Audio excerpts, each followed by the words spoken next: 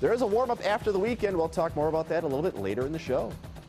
Well, earlier this afternoon, Milwaukee's police chief had a performance review by his bosses. Part of that conversation was to focus on how the police handled some controversial cases. Fox 6's Chip Brewster tells us one of those cases involves questions into how police handled 13-year-old Darius Simmons' family the day he was gunned down.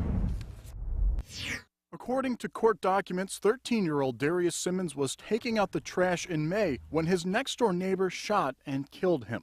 76-year-old John Spooner was arrested on scene, gun in hand. It's not the arrest that's being questioned, but rather how police handled Simmons' mother, Patricia Larry. She witnessed her son being shot and killed. She was literally on the street holding him as he was dying, and then for her to be put into a squad car, not be told anything, having her home searched, all those things that just, again, added insult to injury. Community groups questioned why Larry was separated in the first place. Milwaukee Police Chief Ed Flynn explained. We have one chance at a homicide investigation to get a fresh, uncontaminated, unadulterated statement immediately after the incident, and that is as soon as we get there. But then, as this investigation continued, then we had comments such as what was the unfortunate comment made by Chief Flynn. Specifically, this comment. 6 months from now, when our detectives are on the witness stand, nobody is going to care how compassionate they were at the crime scene. Now the whole thing is under scrutiny by Milwaukee's Fire and Police Commission.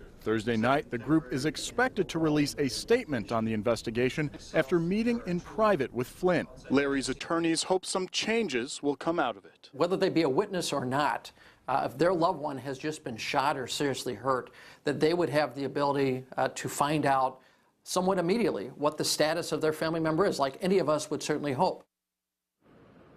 In addition to a verbal statement at tonight's meeting, the Fire and Police Commission is also expected to release a written report on the investigation into Darius Simmons' murder, but that is not expected tonight. Reporting live outside of Milwaukee City Hall, Chip Brewster, Fox 6 News. All right, Chip, we will have more tonight. Thank you. It has been an up and down year for the Packers, and that's why they have a 2-2 record. Yeah, exactly. Their offense is trying to guard against growing impact.